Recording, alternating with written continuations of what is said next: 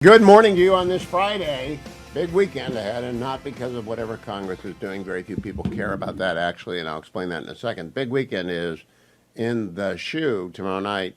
The Ohio State University Buckeyes should demolish the Tennessee Volunteers. That's really what matters this weekend. But I know some of you are waking up to headlines about the government closing down.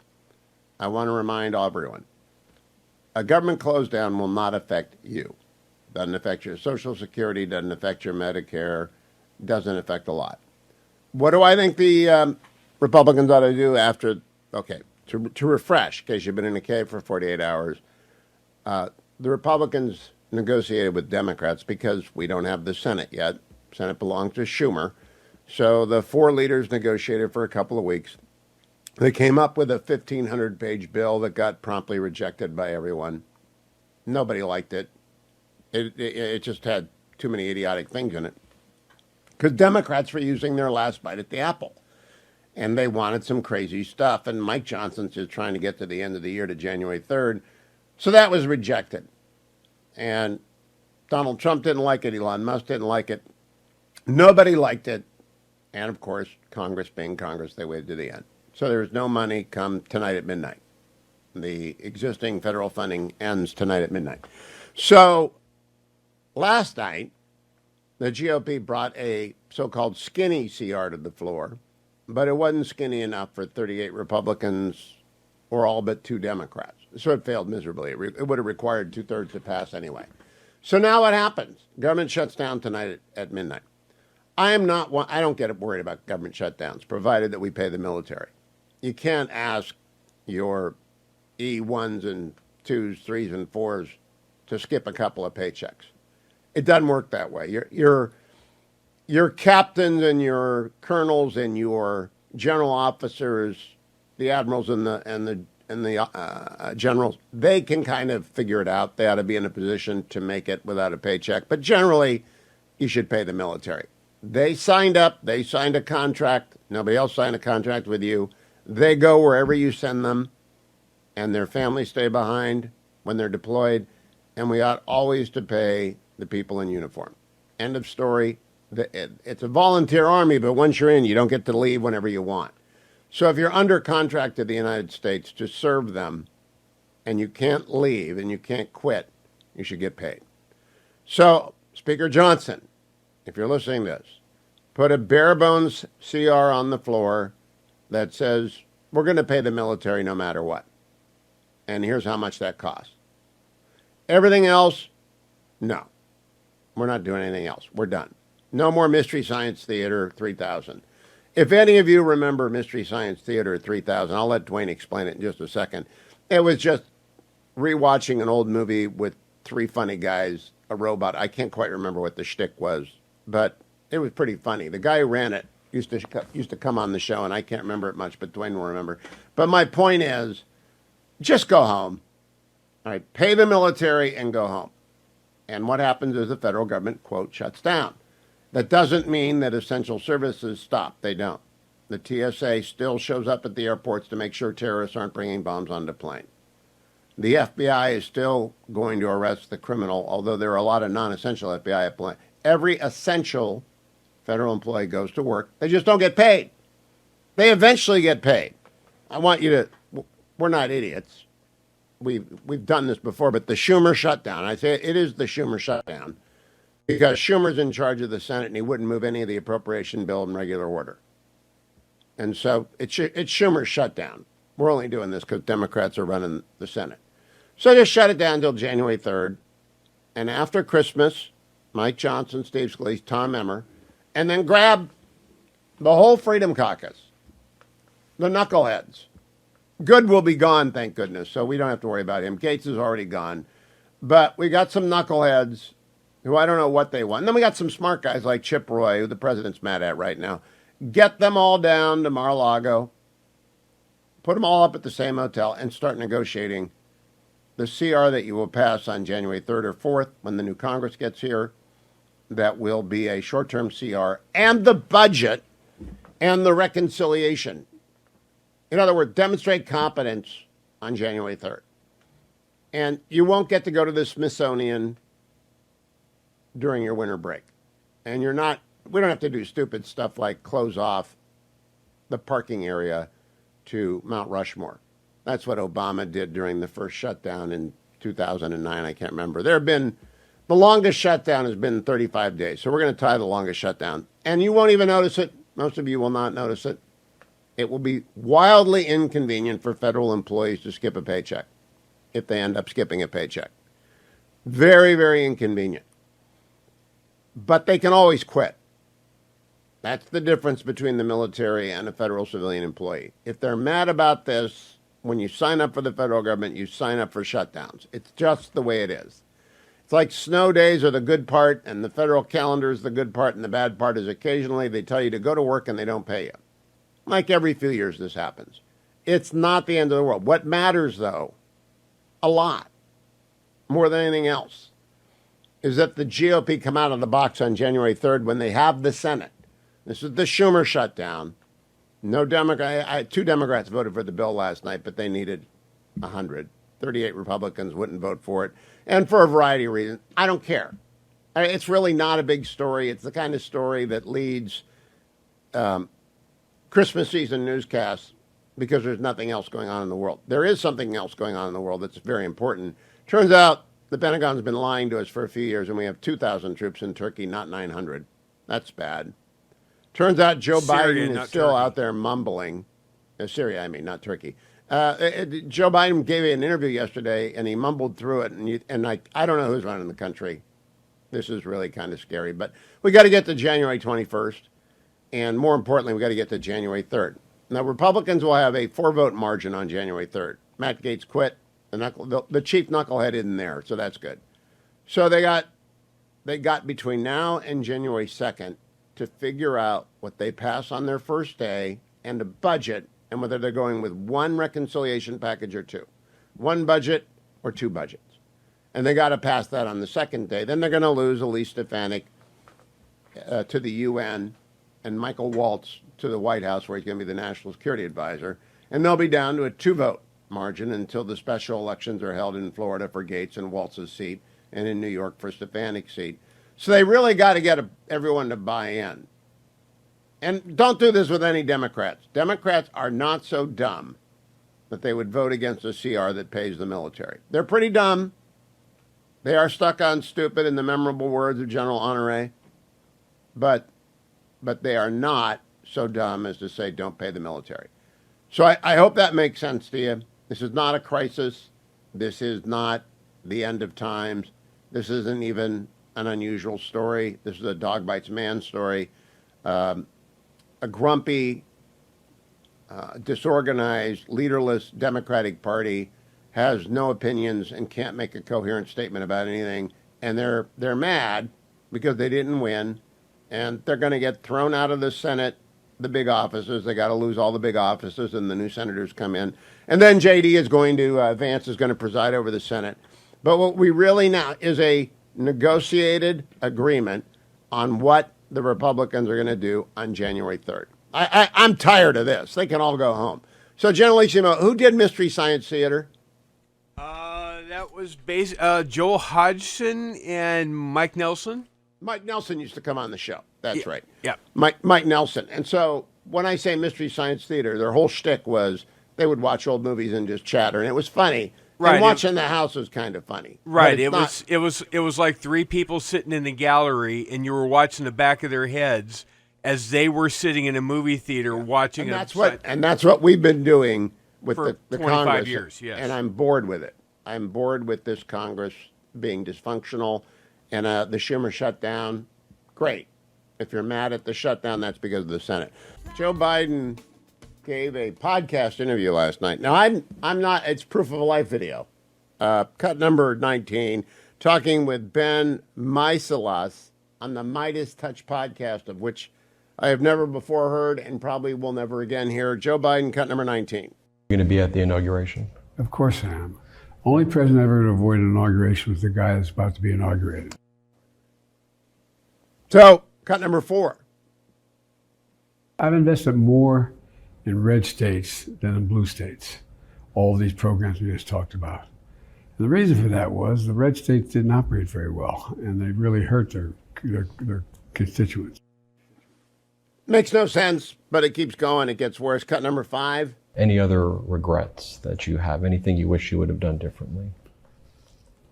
Well, I guess if I thought a lot about it, it'd be something I've done specifically done, but not generically. Cut number 6. Is there one thing that you're hoping to get done? Well, there's a couple things I want to get done. And for example, we're in a situation right now where we should be providing for the funding to make a transition to deal with some of the issues that relate to women's issues. It literally makes no sense. If you watch this, you're going to say, oh my gosh, who's running the country? And the answer is actually no one's running the country. Cut number 7. Some union leaders and even some kind of rank and file workers ended up voting for the other guy with all of the benefits you delivered. How do you square that? Well, not many did, by the way, number one. Number two, I think simply, not many union workers voted for Trump. Did he not look at the crosstabs? Cut number 8, because this is what he hopes to get done, and it ain't happening. Cut number 8. You think you reach a deal in Gaza before your term ends? I hope so. I think so. But you never know. These are fastballs, right? I hope so, I think so, but you never know. One more. Cut number 9. How can we lead the world if we're not dealing with the single greatest threat to humanity, the emergence of climate change? We go above 1.5 degrees Celsius. We're in real trouble. We are not in real trouble. We're in real trouble because we don't have a president. I really do think that was a proof of life video. I don't know when they taped it. I don't think he's at the White House right now, but they released it yesterday, and I don't really care. All right, now, J.D. Vance, the vice president-elect, was out in the hallways of the House yesterday because everything was going sideways, and he said this, cut number 15. Mr. Vance, will you accept any deal that does not include a debt limit increase? Look, I'll say one thing. The Democrats just voted to shut down the government, even though we had a clean CR, because they didn't want to give the president negotiating leverage during his first term, or during the first year of his new term. And number two, because they would rather shut down the government and fight for global censorship. They've asked for a shutdown, and I think that's exactly what they're going to get. 38 Republicans voted against it as well. Asked for a shutdown, and that's exactly what they're going to get. Good for you, JD. Let me remind everyone, if you want to go to the inauguration, we're running a contest. You have to enter, and Salem Media's got 2 tickets to the inauguration, 2 tickets to an inaugural ball, and all expenses paid. All you have to do is text Trump, T-R-U-M-P, to 94-878. That's T-R-U-M-P to 94-878. We are in the last 3 days. Over the weekend, you can also donate. And you can donate right now at the top of HughHewitt.com to Angel Tree. We really would love to take care of that last kid who doesn't get a present unless she gives $30. So please be as generous as you possibly can. The banner is at the top of HughHewitt.com. We love Angel Tree. It does the job. It gets it to the kid. The note from mom or dad in jail, the present that they asked for, a Bible connection to Angel Tree. It really works. Thank you in advance. Thousands of you are helping, but if you've been meaning to, don't forget. Government's going to shut down tonight and everything's going to be fine.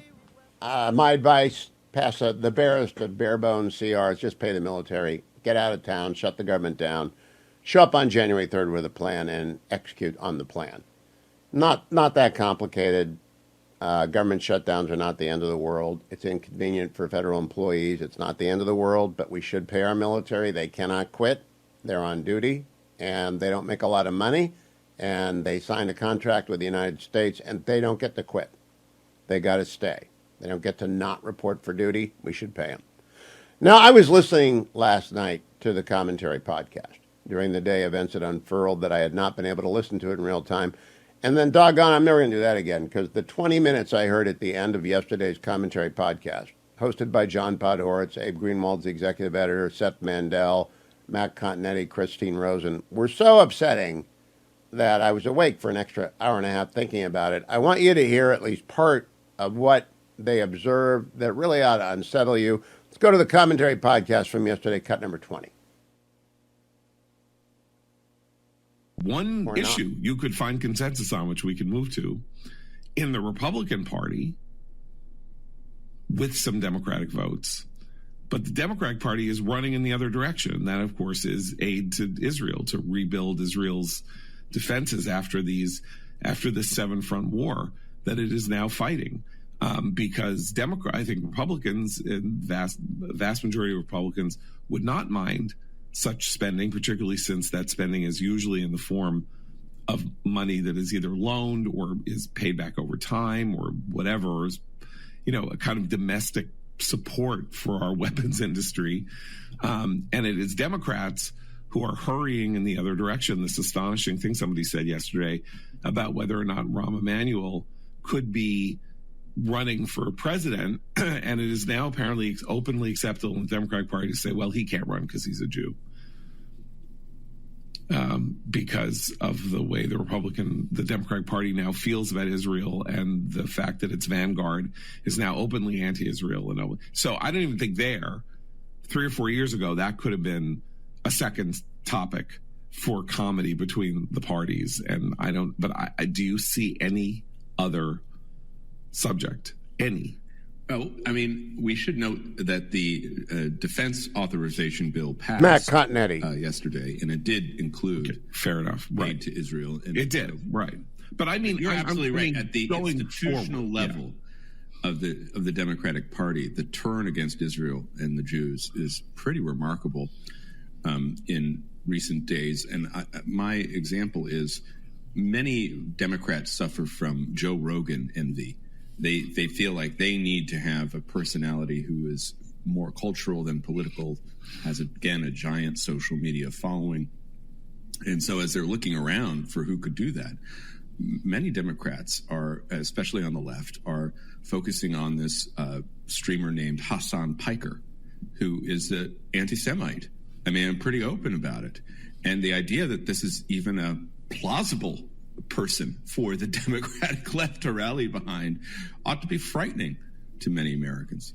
And we should mention, if we're going to mention that we should mention that Tucker Carlson, who is the other person there seems to be some envy of in the world of podcasting, in a really startling moment for people who remember the 1990s, had on a former leading figure on the planet Earth named Jeffrey Sachs, an economist who was at Harvard, who was kind of one of the fathers of what has been called global neoliberalism.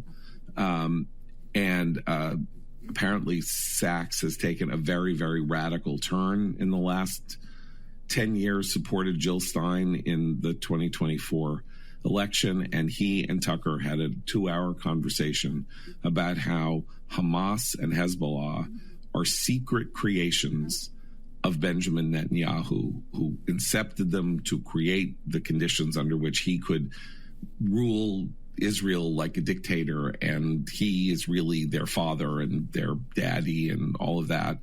And so as we look at this global situation, we should note that the populist world, Hassan Piker on Twitch, Tucker on Tucker World Net Daily, and X, and the Sowens and X. He's on X. I mean, that's his right. This complicates the Musk story. And Very also, much so. Israel's diaspora minister went after Tucker on Twitter for that interview with Jeffrey Sachs. So it turns into a thing. He's not a nobody in terms of the effect that he has on the public debate, even if it's not right. quite clear that once upon a time, people thought he had a certain influence when he was at Fox on what, Republican senators actually said and did. That is not the case now, if it ever was, but he definitely has leaves an impression on the public discourse. And I also think the key part of that Sachs interview is Jeffrey Sachs. And that is the point is that these guys, Tucker, Hassan Piker, and whoever else, they bring on guests who are from like another planet, right? I mean, that whole idea is we went through this when Tucker had that historian on World War II, and he was talking about, some revisionist history around Hitler and the Nazis and things like that. And these are the types of guests that come on shows. Joe Rogan got in trouble when it was, a vaccine skeptics, right? And then, people try to threaten to pull their music from Spotify or whatever. Well, the thing is that they don't get in trouble. They don't get in trouble, but they get in trouble. They don't get in trouble, but they blow. What I mean is they get the host associated with all these things, and then the host is like, well, okay, well, what's wrong with that, But the point is that the ecosystem is that people who are outside the mainstream are going to be not just the hosts of these shows, but the guests on these shows. But there is no. It's not about what Tucker believes. It's like what everybody. No, it's about what Tucker believes. In the end, it's about what Tucker believes, and it's about what Rogan believes, and it's about what Hassan Piker believes. You cannot give them that kind of out. I'm not giving him an out. I'm saying they're going to. What I'm saying is the story continues because it's not just going to be a repetitive. Oh, Tucker said this, Tucker said that. They bring on a parade. Right. They are creating cranks. They're creating a new. You're calling them cranks. No. This is Can I jump in? Because let me jump in. Because the problem here is that, and this is a problem on the cultural acceptance of a level of anti-Semitism that I've never seen in my lifetime is so alarming. And this is going to be a long-term problem that's becoming structural in the sense that Seth is describing, and that what used to be non-mainstream is now the mainstream culture and the mainstream media and mainstream social media. And it exists on the left and on the right. And do you know who it appeals to most? The youth vote, the vote that everybody is always desperate to cultivate. The left, on the young people on the left, very anti-Israel. Young people on the right, very anti-Israel. And within that cauldron of anti-Israel sentiment is a lot of really, right now, ill-informed anti-Semitism. But they go to these outlets to justify, to make arguments for, to do the research, to do their own research on arguments and horrible things that they then use to bolster their anti-Semitism, and they don't even see it as anti-Semitism. That is the problem. Now we should talk. The guests, they build their audiences from that. In other words, Tucker makes Jeffrey Sachs a figure on the right, whereas yesterday he wasn't a figure on the right. That is a bigger problem too. Right, but that's part of the Fox News MSNBC-ification of this world that was somewhere else. They invent their own stars, people who were like the interns. Jesse Waters was Bill O'Reilly, literally was Bill O'Reilly's intern. Rachel Maddow was somebody who Keith Olbermann liked and had on a couple of times, and she now makes $30 million a year at MSNBC. They create their own personalities, and we're now seeing this happen in this other ecosystem. And the problem is that sort of like porn, I guess, you need to keep making the outre point more and more outre and more extreme to get or like being a junkie, like you need the dosage to keep going up, to keep the momentum of here's the real story behind the story. Here's the hidden truth that the world isn't telling you. And it's not enough to then say, okay, I brought on 5 crazy people and they'll be my 5 crazy people. You got to bring a new one on every week to keep the momentum going. But we should talk about Israel today, because yesterday, for the first time in several weeks, my sister, my niece, my nephews were running into shelters. 1 million people had to go into shelters because of a raid on Israel, or attacks from Yemen, from the Houthis. Really love to hear how Tucker and Jeffrey Sachs come up with the idea that the Houthis are a creation of Benjamin Netanyahu down there in Yemen. But Israel, so off its back foot and on its front foot, basically launched a gigantic raid on Houthi sites in Yemen. And Benjamin Netanyahu, who is, by the way, currently in the middle of a preposterous trial, if you think the Trump charges in the Alvin Bragg case are preposterous, you should spend some time looking at the charges against Bibi that he is currently facing in a courtroom in Israel. But he keeps getting time off from the courtroom because he's fighting a seven-front war as the prime minister of the country. Anyway, he issued a statement yesterday, and I think this is important because it gets to the larger point about what Israel is up to that does involve us.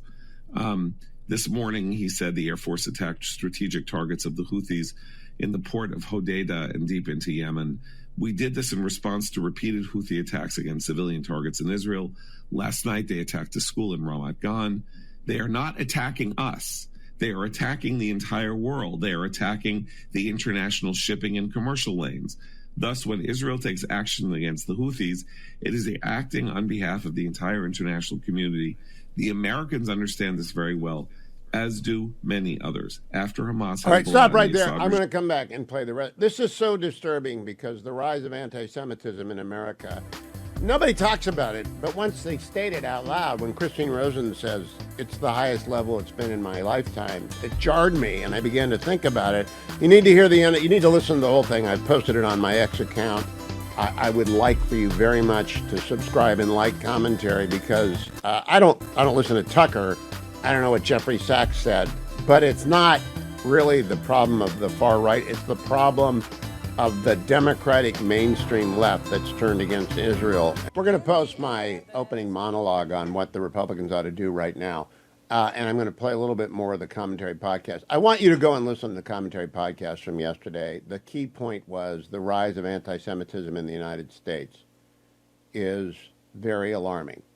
And the Office of Civil Rights, the Division of Civil Rights at the Department of Justice is going to have to stamp it out because Joe Biden let it get started. And once it gets going, it goes everywhere on the far left, on the far right. Now it's mainstream Democrat.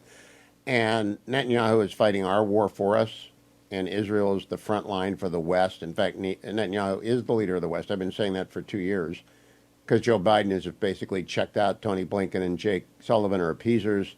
Lloyd Austin is the man who isn't there. And we are leaderless and adrift until Trump gets there. But in the meantime, there is no saving Congress. I have just posted over at X the link to the commentary podcast, which you should listen to the whole thing. It's the last 20 minutes, which kept me awake, just worried about the country.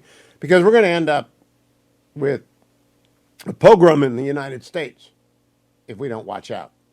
I mean, we've had kind of mini pogroms in the United States on campuses, but no one's been killed outside of the unfortunate man in L.A. and one other Jewish victim of violence, I believe, in New York City. But a lot have been harassed, a lot are in fear, and this has got to end. And the United States has to bring the hammer down on every anti-Semite and not put up with it.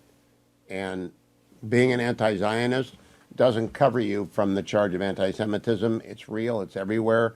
It's my New Year's resolution to keep calling it out, but maybe be louder and clearer. And I think you ought to listen to the Commentary Magazine podcast every day so you're clear on this. Just like Ruthless is clear on politics and is funny, Commentary is very clear on Israel and anti-Semitism and the West being led. But I do want to go back to the shutdown that starts tonight. Do not lose sleep over this. The good news is we did not kill off the PMBs. Conservatives for Lower Health Care Costs are a sponsor of my show, and their website is pharmawindfall.com. They have been keeping me posted. They almost had a stroke. There was a 1,500-page bill that was going to spend billions on big pharma and screw up the private healthcare market in a massively new and inventive way. Every year, big pharma hikes prices on thousands of prescription drugs. You know that. Drug companies set the price. They hike the price. They ensure that Americans are locked into paying that price. Big pharma doesn't like to negotiate with the pharmacy benefit managers. They just want to break the power of the pharmacy benefit managers. They want their money grab, and it's part of why the Democrats walked away in anger. Big pharma is their buddy, and Chuck Schumer wants the big pharma scheme, and he wanted it in the CR, and it ain't happening. Go to pharmawindfall.com and stop Big Pharma from getting back in the game. They got thrown off the field yesterday by Mike Johnson. That was good. Yesterday was actually a good day for America. And we're going to have a 2-week painful shutdown. Painful for some people. You're not going to notice it unless you want to go to the Smithsonian or the Washington Monument. But I'm not sure. Democrats will do everything they can to make it hard. And the Republicans don't take over on the executive branch until January 21st. But the GOP, besides not doing things like giving Big Pharma a windfall, again, pharmawindfall.com, the GOP should simply pass the barest of bare bones CRs. Pay the military. They can't leave. They can't quit. They have to show up. They are deployed. Their family, E1s through E5s, they don't make enough money to feed themselves. So you got to pay them. And everybody who's protecting the country. Everybody else, you're furloughed or you're working without pay for a couple of weeks until January 3rd or 4th. Bring in the new Congress because this is the Schumer shutdown. The dysfunction of the Senate this year. They haven't passed one appropriation bill. The House passed 5. But the Senate has not passed one appropriations bill. So this is the Schumer shutdown. He's not going to be the leader in the new Senate. John Thune will be the leader in the new Senate. Mike Johnson is going to be the speaker. Thune and Johnson, Scalise, Barrasso, Cotton and Emmer ought to grab a couple of the Freedom Caucus peoples and go down to Mar-a-Lago like the day after Christmas and not leave until they have a plan. And they ought to have Musk in the room and Trump, of course, and JD and say, okay, here's the plan. On January 3rd, we're going to pass this budget and a mini CR. And on January 4th, this reconciliation bill. And on January 5th, this reconciliation bill. And on January 6th, this CR or an omnibus or a minibus. They just got to have a plan. I'm not in the room. I don't do the plan. You bring the parliamentarian with you. You get it done. And just the Schumer shutdown is here. And just say, okay, we tried. Can't work with Schumer. That's why you threw out the Democrats. And the Democrats will have a different message, and that's fine. Their messages don't work. They're crazy. And you know it, and I know it, and they got repudiated at every level. And Donald Trump won a big win. So he actually is the quarterback and the coach. He gets to call the play. But they all got to get in a room, and they got to get a plan, and just accept the fact. Government's going to be shut down for 2 weeks, but Speaker Johnson, pay the military. Dare the Democrats to refuse to pay the military. They're not that dumb. Unless they are that dumb, we will find out. I'm joined by Ben Domenech. Ben is here, but before I go to Ben, I want to remind everyone, if you want to go to the inauguration and you're not going to get tickets because you didn't give any money to Trump, or you don't have a place in the parade, you can go to JD's high school, then text the word Trump, Trump, to 94878. Salem got a hold of a couple of tickets to the inauguration and 2 tickets to a ball. And we're going to give them away to people who send, to one lucky winner, a travel for 2 to D.C. Just text Trump to 94878. And please remember as well, over at the top of HughHewitt.com, our Angel Tree banner. We have 3 days left to raise money for children whose parents are incarcerated. And I'll be doing it up to Christmas Eve on Tuesday, asking you, because Angel Tree keeps working right up to Christmas to deliver presents from inmates to their children. And it is a great thing to do. If you've got $30, it takes care of one child. The banner's at the top of HughHewitt.com. Ben Domenech, editor-at-large for The Spectator, Fox News contributor, and weekend setter-upper extraordinaire. Good morning, Ben. How are you? Good morning, Hugh, and Merry Christmas to you. Merry Christmas to you. A pleasure to talk to you as always, and I know that it's been a very interesting year to be on this show every week with you and talk through all the things that have happened. It's pretty crazy to look back through all the different things we've had to handle and experience. And, of course, it's very fitting to go out on one more little bit of craziness before the Well, I love this bit of craziness. I want to talk to you about this. Let's start with the shutdown that's coming and then go to the bigger issue of Netanyahu and anti-Semitism in the United States. The shutdown. Sure. I began the program, Ben, by arguing, all right, the Schumer shutdown is here. The Senate hadn't passed one appropriations bill, not one. So they really are dysfunctional.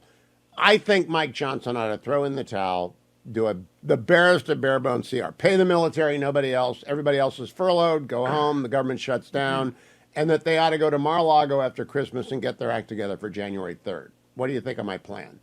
Yeah, no, I was reading your plan this morning on X, and I agree with it. The thing that people need to understand about this is, and this is I have this kind of personal angle on this that I don't typically have, which is, you always run into folks who just don't understand the way that the congressional budgeting process works, or what a continuing resolution is, or budget reconciliation. This is not something that's even taught in our schools anymore, because why would we teach things that actually matter when it comes to anything that we have to do as a country? It's the kind of thing that obviously we should know as any part of civics, but nobody does. So the upshot of this from a personal angle is that I'm surrounded by a bunch of Washington fans who don't care about anything when it comes to the government actually staying open, but are really pissed off that Elon Musk has stopped them from moving a stadium to RFK. Yes, they want the stadium, so they're just furious about it, and attempting to explain, to any of these folks, look, this isn't over. There's going to be more. You're going to have to go. This was not some. They don't understand the process, so they throw their hands up and they're just like, Trump and Elon stopped us from getting a stadium. It's like, oh my gosh. And I don't even want that stadium. I want them to move it to Virginia. There's a perfectly great site. Yeah, I completely agree. But it's and you know who stopped that? One Democrat in Virginia stopped that. One Democrat, by the way, who, if you recall the process that played out, the chief aspect of it was that she was very ticked off that her husband's company did not have a share of the construction related to that. Yeah, site. the shutdown goes back to the fact that we've got a corrupt Democrat in Richmond, but people don't understand.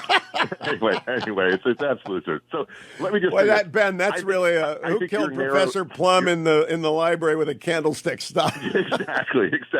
So the skinny CR is the only thing that can happen here now, and I think that Johnson, and this is the thing that I don't know your own personal opinion of Mike Johnson. My opinion of Mike Johnson is he's a very nice guy, but he's also a deacon who has been thrust into being the head of the church.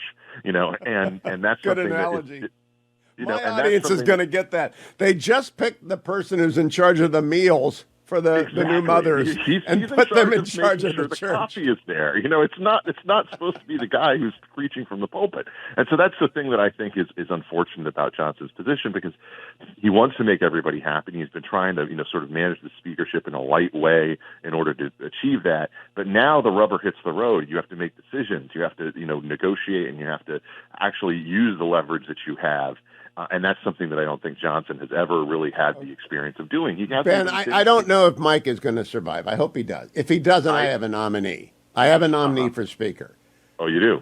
Yeah, Chip Roy. Now, I like Chip. Okay. Chip is smart. that would be both. I like hilarious. Chip. Chip is smart, but Make him do it. If you're gonna break it, you bought it, right? This is the Joker situation. He's the dog who caught the car. You know, it's one of these things where I love Chip. I worked with Chip for you and me both. When He's a great counsel. guest. I've known him through his. I knew him before he got cancer, and I know that everything that he went through with that. I think he's a great American and a great Texan. But the truth is that he also makes demands in these moments that I think are often unrealistic in terms of the expectations that can be set. But he is sincere and he is smart. This is what I want people to know. He's not Matt Gaetz. He's not Matt Gaetz. This is a distinction that's really important and that unfortunately is often lost in the vagaries of social media. There are people who are serious about this, and then there are people who are just posturing. And Chip has never been somebody who postures. He's always sincere and he's serious, and he ought to be Speaker. If Mike Johnson, I think they just ought to, by acclamation, make Chip own this dog, because Ben, can they get it together by January 3rd? Do you think they will get a plan? I actually think that they will, because they have to, and because they do not want to start off on such a weak footing when it comes to Trump's second term. But it's something that I think is going to be very difficult to achieve, just given the demands of the moment. And there's going to have to be some wiggle. Now, where that wiggle comes from, you don't really know until you get into the process. But it's one of these things where, unfortunately, that's just something you have to deal with in these situations. That is reality. I mean, and unfortunately for them, That's not going to be something that changes without somebody moving in one direction or another. And now we're about to see what things really look like when Trump comes back and how different things are going to be now that he understands the process and has a different relationship with Capitol Hill than he did when Paul Ryan was in charge the first time around. Now, Ben, before I retired from the practice of law, I was a partner in 5 different firms, all of which had a different end-of-year process for dividing up the money. Some of which, because that's what partners do. They get a draw, and then the profits at the end of the year are distributed according to a plan. And there's always an argument, but at the beginning of it, we always would say, at least at the firm that was the most successful and lasted the longest, we would always say, it's just money, guys, don't get upset. And we would go through the process. Well, now they got to go through a process. And they've got 2 weeks to figure out what they're going to fund, a budget, a reconciliation, and whether they do an omnibus or different bill. They got 2 weeks. There is no reason that they cannot get this figured out in 2 weeks. This is my strong belief. If they all go down to Mar-a-Lago and they just keep meeting and meeting, and you put Elon Musk in the room, along with, of course, the president-elect, J.D. Vance, Elon Musk, Vivek, 4 people from the House, 4 people from the Senate, and they come up with a plan. Is there any reason they can't do that? No, there isn't any reason that they can't do that. And this is the other thing that's frustrating about this process. This is something that we all anticipated. We all saw this coming down the pike, that this was going to be an issue and it was going to have to be dealt with. And I think that, in terms of the distractions of this election, given how quickly it was resolved, given that we didn't have a situation that was, thank the Lord, we didn't have a chaotic situation after the decision the voters made in November that went through, weeks of fighting things out on a legal basis, in states across the country, which many people were prepared for. That's something that gave them, I think, ample time to figure out what they were going to do in this situation. Now they've run up against it. They have their deadline for handing in their school project is right around the corner. Some people work best in those situations. Personally, I like to work ahead of time and get things in order before I start on things. But, some people rush to the end. And so maybe that's just the skill set that is going to be on demand in this moment. And we're going to find out, who's good in the closing days to bring something around and save it so that you get a passing grade. And that's really all they can hope for. Closers, if you remember Tin Men, only closers win. Trump is a closer. Elon is a closer. I think John Thune is a closer. I think Mike Johnson has the capacity to become a closer. I think Steve Scalise is a closer. I'm not sure anyone in the Freedom Caucus is a closer. Do you think anyone is a closer? Yeah, it's hard to say if there's anyone at this moment in that caucus that is a closer. But that, hey, just deny them the coffee until they get it. No coffee. Coffee is for closers. Ben, my habit at night to relax is to listen either to a book on tape that's history, or if I've missed a podcast that I love, I'll listen to the podcast, which is really bad because sometimes I get upset. And that happened last night. I listened to the commentary podcast yesterday. Yeah, you can't do that right before you go to bed, man. That's a bad one to listen to. That was a bad one because the last 20 minutes of yesterday's commentary is the most alarming 20 minutes of the year. I just want to give you 2 quotes. Matt Continetti, who is not prone to overstatement, quote, "In the Democratic Party, the turn against Israel and the Jews is pretty remarkable." And then Christine Rosen, "The cultural acceptance of a level of anti-Semitism has reached a level I've never seen in my lifetime in the United States." I mean, that's enough to make your jaw drop right there, because I'm not a Jew. I don't really get it. I hate anti-Semitism. I see it. I condemn it. But I don't live it, right? I'm not worried about someone coming in and shooting up my synagogue. What do you think about that? Are we truly in new waters? Well, I think we are, Hugh, and I'll say that one thing that I think is going to be welcome to hear for your listeners, and one thing that isn't. The one thing that is, I think, is that there is a very clear and very strong level of support for Israel and for American Jews that has come from the American right, and particularly the American believing right over the past year. Ever since October 7th, that was an outpouring of support that I think has actually come to the surprise of many American Jews, including a lot of them who have socially liberal biases in terms of where they live or things of that nature, even if they are fiscally conservative. I think it really has surprised them in a positive way, and I hear that from a lot of my friends, including my good friend Daniel Krauthammer. The thing that is negative, which I think is unfortunate, but just has to be said, is that there is an increase, a decided increase in the toleration on the extremes of anti-Semitism that is not being sufficiently responded to by either party. And I would say that for the extreme left, that is a much more sizable problem. It is essentially, however you want to ask the question or phrase it, depending on the poll you look at, it's basically a fifth of their coalition.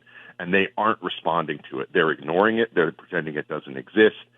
There are only a handful of people within their coalition and cohort who are willing to respond to it, and we all remember the choice that was made regarding Josh Shapiro, which was obviously something that factored into this, but it also exists on the extreme right as well. Tucker Carlson has platformed anti-Semitism repeatedly. I haven't heard this Jeffrey Sachs interview, but that was a prime example last night on the commentary pod. The Jeffrey Sachs interview, and I did not know that because I haven't listened to it yet, but the Jeffrey Sachs interview, which follows on a number of other interviews that he has done. And by the way, I would also include Piers Morgan in this. He just platformed Candace Owens, who isn't being, put up forward by anybody else. And by the way, I hate to use the word platformed because it's one of these things where it's as if you own everything that people say when they come on your program.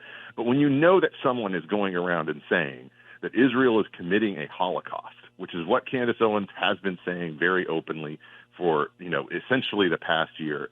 When you bring her on your program, you know what she's going to say, okay? And you know that you are granting some legitimacy to that viewpoint when you put them on major programs. When you bring these anti-Semites into these major outlets and you put them up there, it's a choice that you're making because you think more people need to hear it, not because you're bringing them in there in order to denounce them, in order to debate them, and in order to destroy their argument.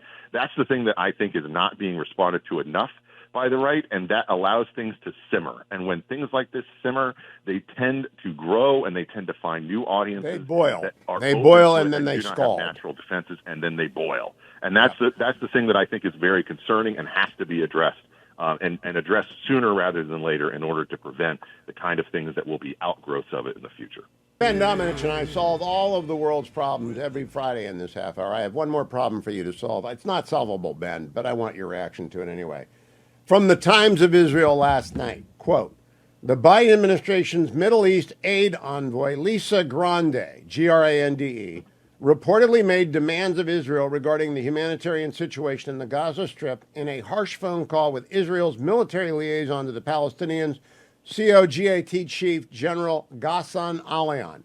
Channel 12 News reports that Grande demanded during the call that Israel declare it is not following a policy of deliberately starving Gazans amid the ongoing war, which was sparked by Hamas's brutal massacre in southern Israel on October 7th. 2023. The Times of Israel, Ben, very reliable. If Lisa Grande actually demanded that Israel declare it is not deliberately starving Gazans, should she be fired by the end of business today? That's true. She should have been fired before we even had this conversation. I mean, that's astounding. Look, you never put anything past the representatives that come out of these different foreign service schools and head up and believe that they, are equipped to handle this type of diplomatic relationship in thorny situations across the world. But that's just absolutely absurd, Hugh. I can't believe that something like that happened. But I mean, I trust the Times of Israel. They're very reliable in terms of their reporting. They are very Ben, I would like to demand that you denounce, you stop starving the Palestinians in Gaza. It's actually reflective of the slouching towards anti-Israel extremism of the Biden administration. They've been going this way for a year and a half. And you know what one of the subtexts, by the way, of this is, you look at the difference in terms of the approach that Joe Biden used in the past when he was working as vice president under Barack Obama versus the one that he used in this instance. And that there are key differences, and you see them, by the way, when you look back and read a lot about the interactions that he had with Netanyahu in the past. The whole idea that he was going to hug Netanyahu so close that he would, do the things that he wanted the administration to do. He had this different approach, and then you read that Wall Street Journal report about how early in this presidency it became clear that Joe Biden could not really function. And it turns out, according to the Journal, that started as early as the spring of 2021. You know, when people started saying, you know, well, he has good days and bad days, and this, you know, today was a bad day, we'll have to, you know, do it tomorrow. And then, you know, in the aftermath and in the surrounding time, a period of the Afghanistan pullout, the fact that the Democratic chair at the House Armed Services Committee could not get him on the phone. And in fact, the only time that they ever talked during the course of the presidency was when Biden called him to apologize for not getting on the phone. That's just an astounding thing to learn, but it also puts in perspective how discombobulated this has been from the top and how much his aides have been running things. And it turns out that when it comes to their attitude towards Israel, they do not view them truly as an ally, and they do not prioritize their interests as they should in a way that is both beneficial to them and beneficial to us. This is the scandal of scandal. Now I got to keep you an extra segment, Ben, because now you've opened up the can of worms. I have been trying to be as gentle as possible with our infirm president. I've been calling him infirm for 2 years, as have you. You knew it, I knew it, everybody knew it. But Chris Cillizza is apologizing on Substack, and I got to talk to you about that because this is not a surprise. Everybody knew it, and it had the result of empowering the worst radicals in this administration, and they're all anti-Israel, and many of them, I think, are. This Lisa Grande, I've never heard of her until yesterday, but can you believe that? No, I mean, that's just astounding, and I share your lack of knowledge of who she is and what her background is. But this is, it's indicative, and it's part of the whole. It's one of these things that I think, you know, we've come to understand about how badly this administration has botched our relationships with our allies around the world, which is ironic given how much they promised that they were the representation of the return to normalcy and stability after the chaotic nature that they depicted the Trump first term as being.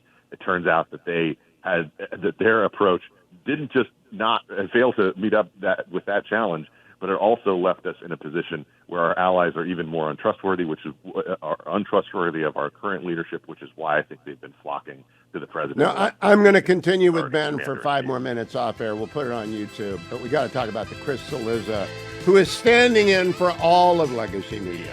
Chris is not alone in this sin, but Ben and I we don't need absolution of this sin. We had the goods on this. Ben, Chris is a friend of mine. I've liked Chris forever. But I saw that apology yesterday for not covering Biden. And, you know, there are a whole bunch of people who are nodding their head. Yeah, it wasn't us. Boy, they faked this out. This is idiotic. Everybody should have known that Joe Biden wasn't there. That's why he wasn't doing interviews. Is there any excuse for legacy media and the crisis we found ourselves in for the last 2 years? None whatsoever. And in fact, in the in the form of Chris Cillizza, the apology has a particular nastiness to it, given the fact that if you look back, he was the one who was the number one person in media raising the possibility that John McCain, who was more than a decade younger than Joe Biden is now, when he was running in 2008, was not being sufficiently upfront about his health or his mental. I didn't know that. Yes, he wrote piece after piece after piece in the Washington Post, suggesting that he was too old to be president, and that his health issues would be something that were, you know, omnipresent. He went after it over and over and over again. He was literally the number one advocate for it in media. And I noted this at the time before I even met my wife, the senator's daughter. But it was also something that is just, it puts everything into perspective. Because when the shoe's on one foot. Oh, you got to write about this, Ben. In fact, I would pay for View if you would sit down with Chris Cillizza and talk about this.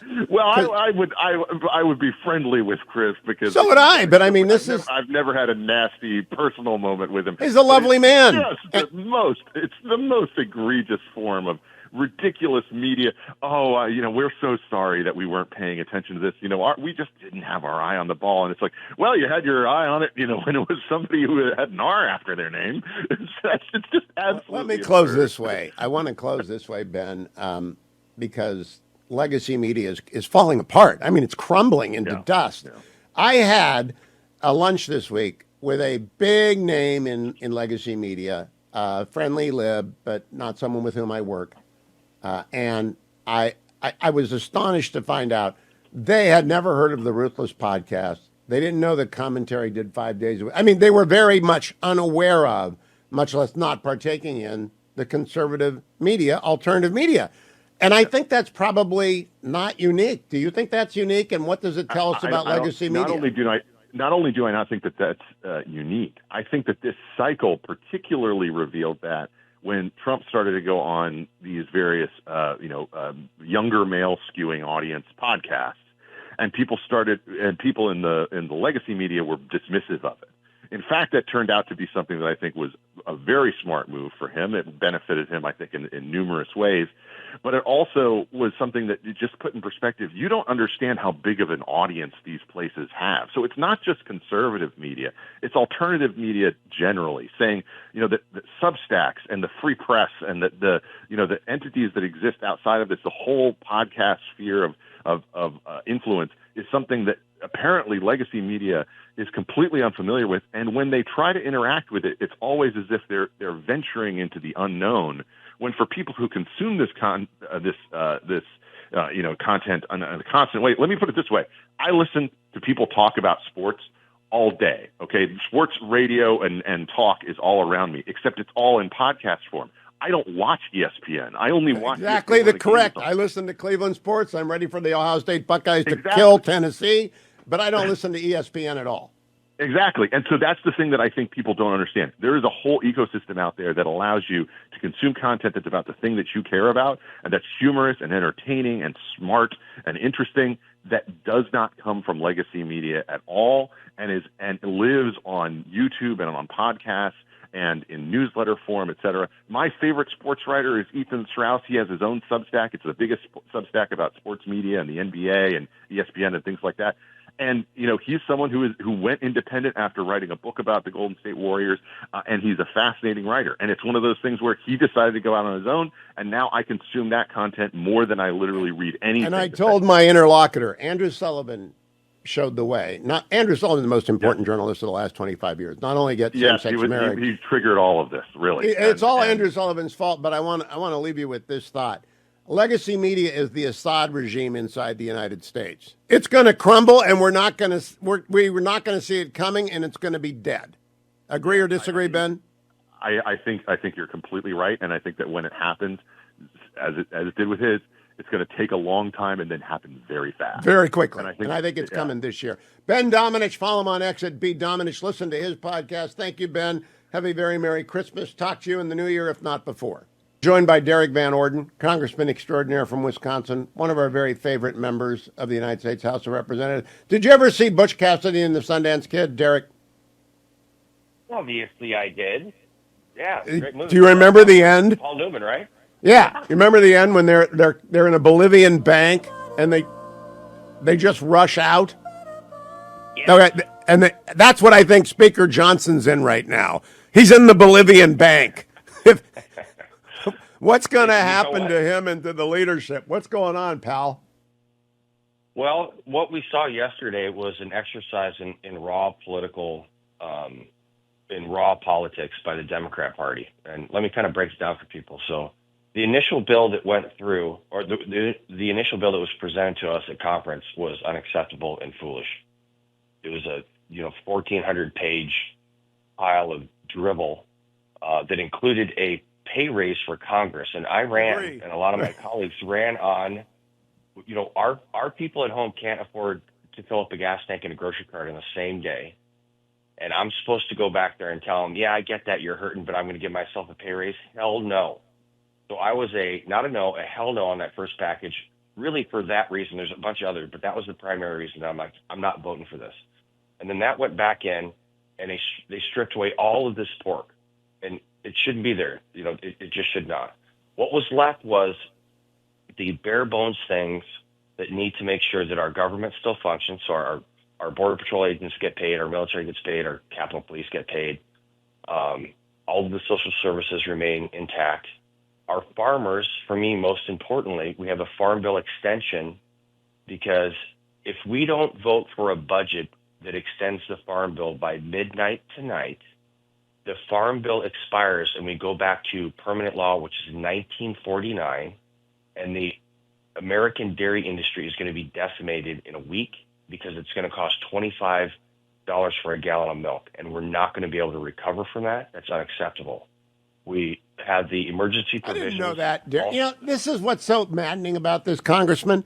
I'm for a skinny bill. I just want the military to be paid. But are there anything other than the farm support that must pass? Yes, the farm support has. I mean, that is the absolute has to pass. There's $10 billion in there also because we've had 3 terrible years for farmers, and they're going to go out of business. And people don't seem to understand it's cost prohibitive to start a farm up again now. If you wanted to start a 250 herd dairy farm, which is the average size of the farm in the state of Wisconsin, it's $4,000 per animal, plus about $3,500 to $4,000 per acre for land and for your building and for your machinery. You're talking millions of dollars just to get a dairy started, and we can't do that because there's no capital available because the Biden administration blew it all during COVID. So Congressman, yes, sir. we need a bare bones CR, and I want to pay the military. I want to make sure the farmers don't go out of business. What else has to be in? I'm not worried about shutting the government down for 2 weeks and figuring out a plan until the Schumer shutdown is over. But what has to be in that bill besides the military and the farms? We have people in North Carolina in the winter in the mountains sleeping in tents still because the Biden administration didn't give them aid through FEMA because they had a Trump sign in their front yard. So we're trying to rectify that. There's emergency spending for the people that have suffered through these horrible weather incidences. We need to get them out of tents in North Carolina. So the emergency relief for the farmers that are getting buried so they don't go out of business, the extension of the farm bill for everybody else in the agriculture industry so they don't go out of business, our dairymen, the people that in Florida that are hurting, they need relief now. You can't wait 3 weeks or 4 weeks or 3 months for Congress to get their act together. That's got to happen. And then we need to raise the debt ceiling to make sure that President Trump has room to maneuver. Now, that could wait until reconciliation. Yeah, I think that can wait.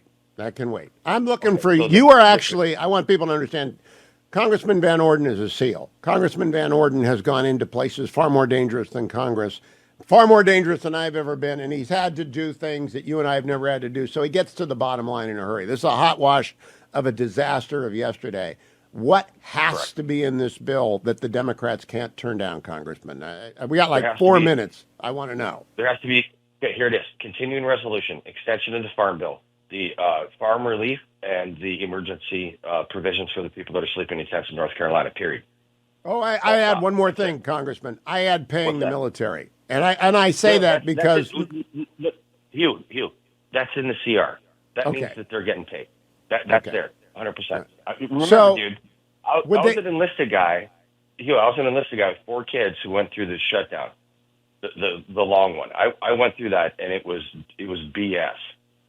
You know, that's what I told people. You didn't have a choice to leave, right? Every other Fed can quit. You can't quit if you're in the military. We've got to pay you.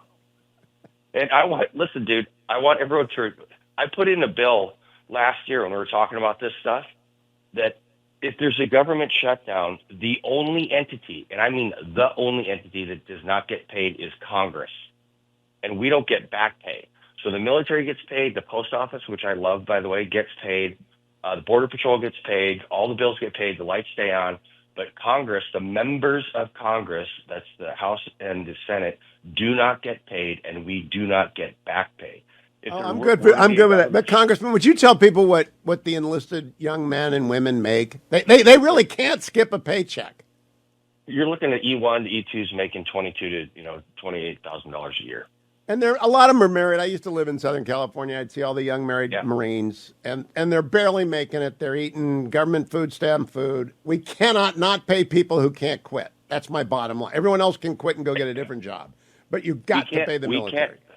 We can't not pay the people that are making poverty level wages that are willing to leave their family for months at a time and get killed to protect us. Yeah. That's fine. So, Mr. Van, I might nominate you to be Speaker. I just nominated Chip Roy to be Speaker in the new House because I like you both. Chip is a very sincere and smart guy. I know he's a hawk on fiscal matters, but here's the key line. If we get a bare bones CR and most of the government shuts down, by January 3rd, can we have a plan, please? There's no reason that the Republicans can't have a plan for the first 20 days before Waltz goes off to the White House. Stefanik goes to the UN. The special election for Gates are held. There's no reason we can't do this, right? Yes, here's the issue. This is the bare bones issue. We have Republicans who operate on an ideological basis, meaning they're gonna do one thing no matter what, and they really don't. Some of them can't open their aperture, and I understand that. I respect a lot of people that voted no for this, even though I fundamentally disagree. I think it's very short-sighted what they did, including Chip. And then we've got Democrats, 196 Democrats voted against that skinny, and it was bare bones, other than the debt ceiling. They voted against that for political reasons, which is hard to negotiate with. So 196 Democrats voted against the continuing resolution to take money out of the military. They wanted to defund the government, shut down the military. They want to screw our farmers over in the entire agriculture industry, and they want people sleeping in tents in North Carolina. That's the fact. I mean, that's real. They did that for political reasons, and we know that because every single Democrat that voted no on that yesterday has voted for every one of those provisions other than a debt ceiling. Oh, good point. All of them. Boom. Good point. Well, I hope they bring it back without the debt ceiling, without the debt limit stuff. Just bare bones. I don't even care if they shut down 80% of the government, but Congressman, just tell me, is anyone getting a plan together to go to Mar-a-Lago and hammer this out? Because there is no reason that we can't do a reconciliation of budget, a CR, on January 3rd. Is there? I don't know if anyone's getting on a plane to Mar-a-Lago, but hopefully there's people in Mar-a-Lago getting on a plane to come up here. Has the president declared President-elect Trump, whether he wants one or two budget reconciliation packages? Because that's the big decision. This government shutdown is a little decision, but the big decision is one or two budget reconciliations. That is still being talked back and forth, and we're trying to figure out the actual. So my point is this. I mean, the president's team has signaled that they would like two. My personal point is we can't even get this CR through right now. Do you think we're going to be able to get two through? And again, we got amen. Just less than half the House, 200 and whatever Democrats, are willing to torpedo the entire country for political purposes. Don't forget that. Amen. We should do one package. The reality is, if they're not planning on one package, they're not planning on winning in 2026. Congressman Van Orden, Merry Christmas to you. Thank you for giving us the update. I did not know about the farm stuff, and I'm glad you informed me about that. Military pay, the farmers, and nothing else. Shut the government down, come back with a plan. It's the Schumer shutdown, dysfunctional Democrats, and let's move on. I appreciate it, Congressman. Thank you. I got to remind everyone, Christmas present right here, Dawn's Early Light by Kevin Roberts. Now, the Heritage Foundation is my sponsor, and Kevin runs the Heritage Foundation. But I would be recommending this book regardless because it's the way forward. It is the path, all right? Dawn's Early Light, Taking Back Washington to Save America. If everyone reads that before they sit down in the conference room that I was talking about with Derek Van Orden, everything will be fine. Everything will be absolutely rosy if they read Kevin Roberts' book first. They need to do one CR, one budget resolution, one set of reconciliation bills, and it all ought to be done and on the desk of President-elect Trump when he becomes president on January 20th. It is that simple. And on January 3rd, President Biden is still kind of president. Not that he's there. They had to present him with whatever they plan to work off of. And if he keeps the government shuttered, it'll be the Schumer-Biden shutdown. It's really not that complicated, but start with Dawn's Early Light. Please also remember Angel Tree over at HughHewitt.com. Every $30 that comes in over the weekend, comes in today, comes in tonight, comes in tomorrow, that becomes another child who gets a present. And you can make a difference in a child's life. Please be generous. The banner is at the top of HughHewitt.com. Joined now by the poet laureate of the Hugh Hewitt Show, Tarzana Joe. Hello, Joe.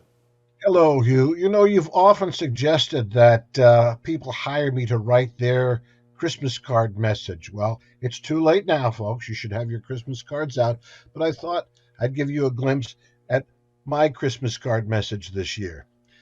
Another year has come and gone, snow and hail and rainful. I fell and hurt my leg and back. Boy, it was so painful.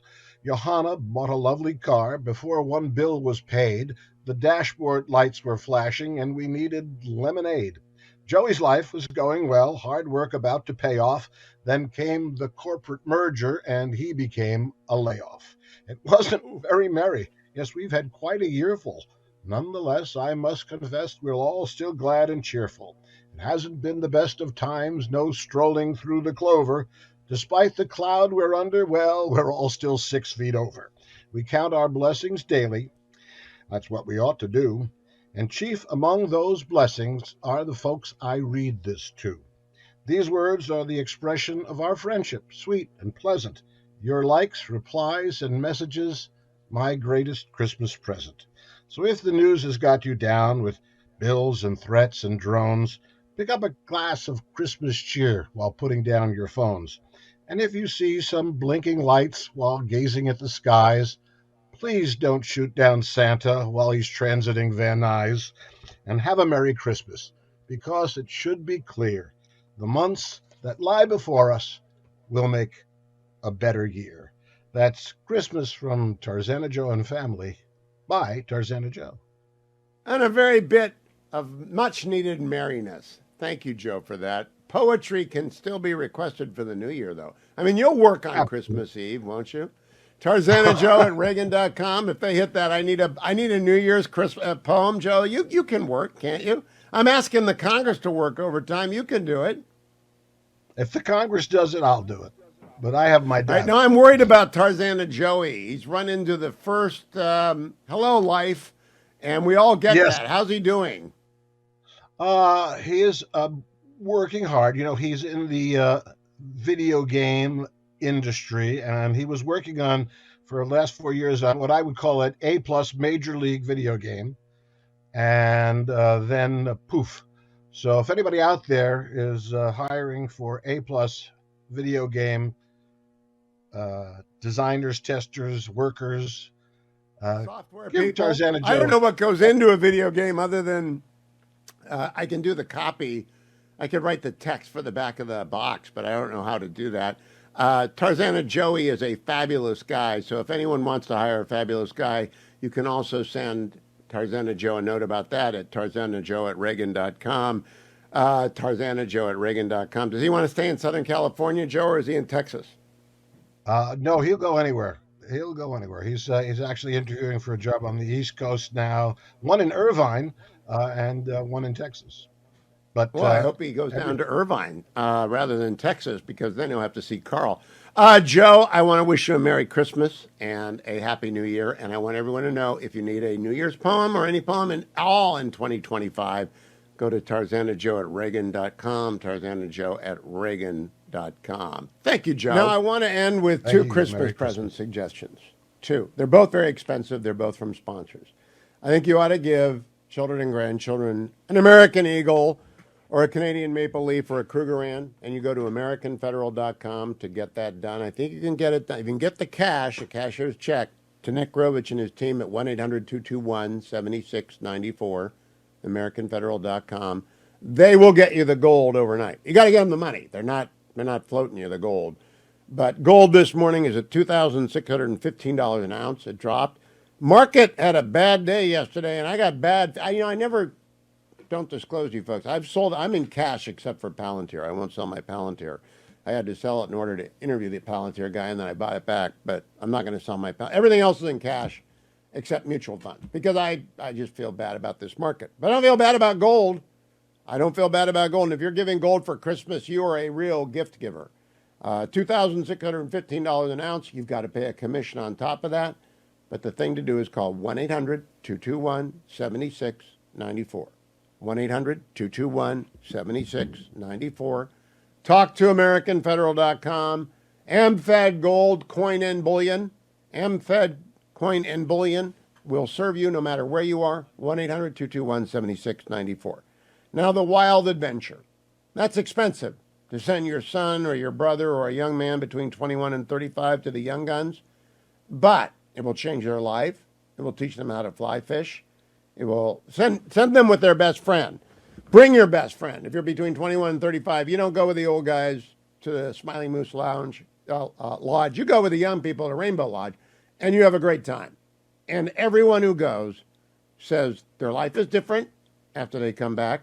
They get very clear on priorities, but they also know how to fish, and they have friends, and they have a great deal of fun in the mountain wilds of Montana. It is maybe the most important Christmas present you can give to your son or to your brother or to your nephew. But head over to twa.us, find the Young Guns program, and give them the scholarship. Tell them they're going to Montana in the summer of 2025. They'll look at you sideways, but boy, will they thank you come 2026. Stay tuned, America. The Hillsdale Dialogue is next, except during the break. Head over to twa.us.